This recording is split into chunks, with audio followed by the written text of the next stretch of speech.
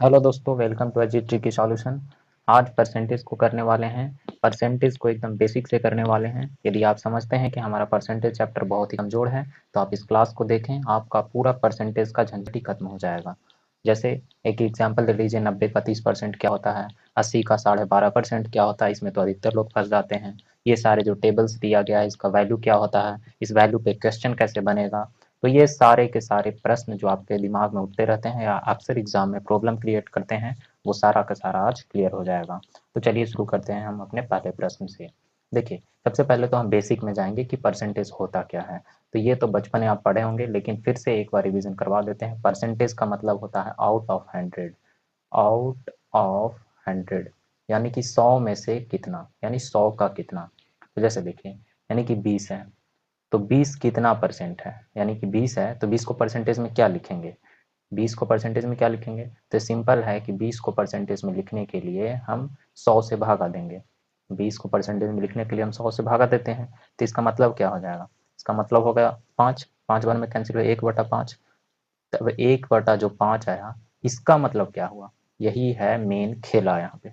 इसका मतलब ये हुआ कि जो 20 है जो 20 है जो 20 है वो 100 का 5वां भाग है, यानी कि 1/5वां भाग है। यानी कि 20 प्लस 20 प्लस 20 प्लस 20 प्लस 20, यानी कि 5 बार यदि 20-20 को जोड़ेंगे तो हमारा 100 आ जाएगा। यही इसका मतलब ये हुआ। तो परसेंटेज का मतलब क्या होता है, परसेंटेज का मतलब होता है 1/100। जब भी कोई भी नंबर हो, इस क्वेश्चन में देखिए 90 का 30% क्या होगा, 90 का 30% क्या होगा। तो सबसे पहले तोड़ लेते हैं, 90 को लिख सकते हैं 90 और का मतलब हमेशा ही गुना होता है बोर्ड मास के रूल में। यदि बोर्ड मास क्लियर नहीं है तो हम आपको बोर्ड मास का भी एक क्लास लेकर आएंगे। तो बोर्ड मास में का मतलब गुना होता है। और 30%, तो परसेंट का मतलब अभी बताए थे कि परसेंट का जब भी हो तो परसेंट मतलब होता है 1/100। परसेंट का मतलब ही होता है 1/100। तो 90 का 30% का मतलब हुआ कि 90 गुने 30/100, 30/100। ठीक है, अब इसको गुना करते हैं। तो देखिए, यहाँ पे एक जीरो से एक जीरो और ऊपर कैंसिल, एक जीरो से एक जीरो 90 में कैंसिल, और ऊपर बच गया 9 27, और यही आ जाएगा हमारा आंसर। तो अभी सिंपल सिंपल क्वेश्चन लेते हैं। देखिए, ये है क्वेश्चन, 110 का 10% क्या है, तो 110 लिख लेंगे। उसके बाद हम लिख लेंगे गुना, का मतलब गुना होता है। 10 को लिख सकते हैं 10/100, परसेंटेज हटेगा तो 1/100 आएगा। तो देखिए, एक बार हम फिर से बेसिक बता देते हैं। तो 10%, 10% यानी कि 10 गुना 1/100। इसका मतलब क्या हुआ कि 10/100। तो हम वही डायरेक्ट फॉर्म में 10/100 यहाँ पे इसको लिखे हैं।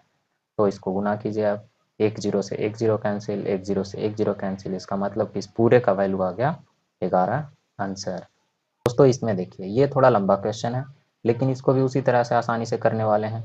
जैसे 5000 का, तो 5000 पहले लिख लिए, का मतलब गुना, 400% यानी कि 400/100।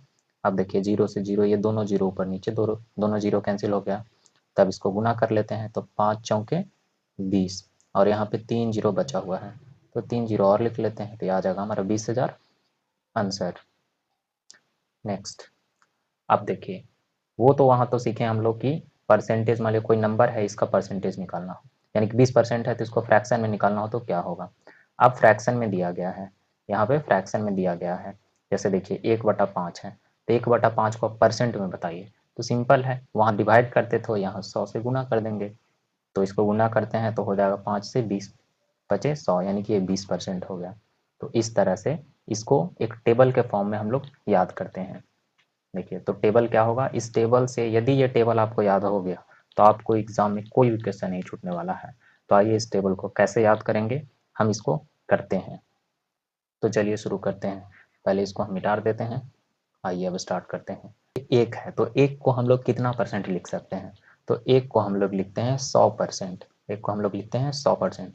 और पूछेगा कि 100% कैसे हुआ, तो 100% का मतलब हुआ कि 100/100। तो 100/100 कैंसिल होगा तो एक ही आएगा। तो इसका मतलब हुआ कि एक का जो वैल्यू है वो 100% हो गया। तो चलिए अगला प्रश्न में, अगला है 1/2। तो 1/2 को क्या लिखेंगे, तो 1/2 को हम लोग लिखते हैं 50%।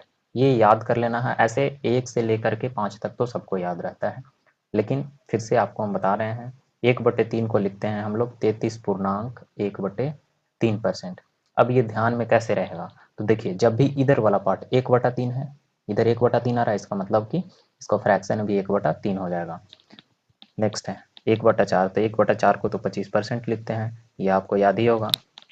नेक्स्ट 1/5, 1/5 को 20% लिखते हैं। अब 20% कैसे आया, 20% कैसे आया, अभी पीछे बताए थे कि एक बार चेक कर लीजिए। 20% को क्या लिखेंगे, 20/100 लिखेंगे। इसको कैंसिल करते हैं तो 20/100 हो जाएगा, यानी 1/5 आ गया। तो इसीलिए 1/5 को हम लोग 20% भी लिख सकते हैं। ठीक है। अब देखिए अगला है 1/6। 1/6 को हम लोग क्या लिखेंगे, तो 1/6 को लिखते हैं 16.2/3%। ये आपको याद करना पड़ेगा। यहाँ पे 2-3 चीज़ है, 2-3 फ्रैक्शन, वो याद करना पड़ेगा। बाकी सब हम कुछ थोड़ा सा लॉजिक बता देंगे, उससे याद हो जाएगा। 1/6 को 16.2/3 लिख सकते हैं। इसको इस तरह से याद कर सकते हैं कि यहाँ पे 6 है और यहाँ पे भी 6 आ रहा है, बाकी 6 कहीं नहीं लगभग आएगा। तो यहाँ पे 6 आ रहा है, यहाँ पे 6 आ रहा है, इसलिए 16.2/3% को 1/6 लिखते हैं। 1/7 को भी देखिए, इसको लिखते हैं 14.2/7। तो जब भी नीचे में 7 आए, यहाँ भी 7 है, यहाँ भी 7 है, तो इससे पहचान लेंगे कि 14.2/7 को 1/7 लिखेंगे। 16.2/3 को 1/6 लिखेंगे, क्योंकि यहाँ पे 6 है। तो इस तरह से दिमाग में रखना है। नेक्स्ट देखिए 1/8। 1/8 को आपको रट लेना है। इसका होता है 12.1/2%। ये रट लेना है। अब देखिए इसको और इसको, इन दोनों को लॉजिक से करते हैं कि कैसे दिमाग में रहेगा। तो जब भी ऐसा आए 1/9 आए, तो 1/9 के लिख लेंगे 11 यहाँ पे, और 11.1/9, 11.1/9%। यानी कि लास्ट में यदि 1/9 होगा तो इसका मतलब है कि यहाँ पे भी इसका जो उत्तर होगा वो 1/9 होगा, और पहले 11 रखेंगे। और 1/11 को लिखेंगे 9.1/11%, यानी कि जस्ट इसके विपरीत। 1/9 को लिखे हैं 11.1/9%, और 1/11 को लिखे हैं 9.1/11%। तो जब भी देखिएगा कि 1/11 है परसेंटेज में, तो यहाँ उत्तर भी 1/11 हो जाएगा। 1/9 है परसेंटेज में, तो उत्तर भी 1/9 हो जाएगा। और 1/10 को लिखते हैं हम लोग 10%। तो थोड़ा मोड़ा तो याद हो गया होगा अभी तक, और यदि नहीं हुआ है तो आगे क्वेश्चन करते हैं, उससे पूरा का पूरा याद हो जाएगा। चलिए कुछ क्वेश्चन कर लेते हैं ताकि कंप्लीटली आपके दिमाग में ये बैठ जाए। तो देखिए 80 का 12.5%, तो अभी बताए थे कि 12.5% को हम लोग तो रट लेंगे, तो इसका होता है 1/8। इसको रट लेना है। तो देखिए 80 का मतलब गुना 12.5% का मतलब ही होता है 1/8, यानी कि डायरेक्ट 1/8 से गुना कर देते हैं। तो 8 से 8 कैंसिल हो गया, तो ये आ जाएगा 10, और यही हो जाएगा हमारा आंसर। नेक्स्ट कह रहा है 400 का 25%। ये 400 हो गया, का मतलब हो गया गुना। 25% का लिख सकते हैं 1/4, तो यहाँ पे 25% को 1/4 लिख देते हैं, गुना कर देते हैं, तो हो जाएगा 4 से 4 कैंसिल, ये आ जाएगा 100, और यही हो जाएगा हमारा आंसर। अगला प्रश्न देखिए, यह है 1100 का 9.1/11%। तो अभी बताए थे कि जब भी ऐसा रहे तो लास्ट वाले को उठा लेना है। लास्ट में क्या है 1/11 है, इसका मतलब है कि इस पूरे का जो आंसर आएगा वो 1/11 आएगा। इस परसेंटेज को लिख सकते हैं 1/11 डायरेक्ट। लास्ट वाले को देखना है, यदि यहाँ पे 1/9 रहता तो यहाँ पे लिखते फ्रैक्शन में 1/9। तो आइए इसको करते हैं, तो इसको फिर से लिख लेते हैं। इसको लिख लेते हैं 1100 का मतलब गुना, और 1/11 कैंसिल करते हैं, तो 11 से 11 कैंसिल हो जाएगा, बराबर 100 हो जाएगा आंसर। नेक्स्ट 33 का 33.1/3%। तो देखिए लास्ट में 1/3 है, तो इसका जो फ्रैक्शन पार्ट भी हो जाएगा वो 1/3 ही हो जाएगा। तो ये लिख लेते हैं 33 का मतलब गुना, और 1/3 को यहाँ पे लिख लेते हैं, क्योंकि 33.1/3 का वैल्यू 1/3 ही होता है। तो ये 3 से कैंसिल होगा 11 बार में, तो आंसर हो गया 11 एकम 11 आंसर। अब देखिए इस क्वेश्चन में पहले लिख लेते हैं 147 का मतलब गुना। अब 14.2/7, तो जब भी नीचे 7 दिखे तो इसका मतलब कि उसका जो उत्तर हो जाएगा वो हो जाएगा 1/7। नीचे 7 दिखे तो हमेशा लिखेंगे 1/7। और ध्यान देना है यहाँ पे दुगुना भी है, 7 दूना 14, तो 14.2/7 को याद कैसे रखेंगे, एक छोटा सा ट्रिक, मतलब दिमाग में कैसे इसको रखेंगे। तो नीचे 7 दिखेगा तो इसका मतलब कि उसका मतलब कि वो 7 1/7 ही है, तो इसको लिख लेंगे 1/7। अब इसको कैंसिल करते हैं, तो 7 दूना 14 और 7 एकम 7, इसका मतलब कि ये 21 आ गया आंसर। नेक्स्ट 99 का 11 इंटीजर 1/9% क्या होगा। तो अभी बताए थे कि ये लास्ट वाले को पकड़ना है, 11 के केस में और 9 के केस में लास्ट वाले को पकड़ना है। तो लास्ट वाला क्या है, 1/9, तो इसका भी हो जाएगा फ्रैक्शन में 1/9 ही डायरेक्ट आंसर, कुछ भी नहीं सोचना है, कुछ भी कैलकुलेशन नहीं करना है, डायरेक्ट लिख देना है।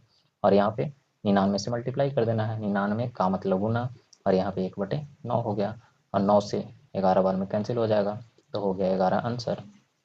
नेक्स्ट 9 का 11 पुनः के 1/9 फिर से लिख लेंगे, 9 गुने, अब देखिए क्या करना है, 11 और 9 के केस में लास्ट वाला पकड़ना है, तो लास्ट वाला 1/9 है, तो इसका आंसर भी 1/9 ही हो जाएगा। तो इसको डायरेक्ट मल्टीप्लाई कर देते हैं 1/9 से, तो 9 से 9 कैंसिल, बराबर हो गया 1 answer. Next, thank you for watching. If you are new then do subscribe my channel.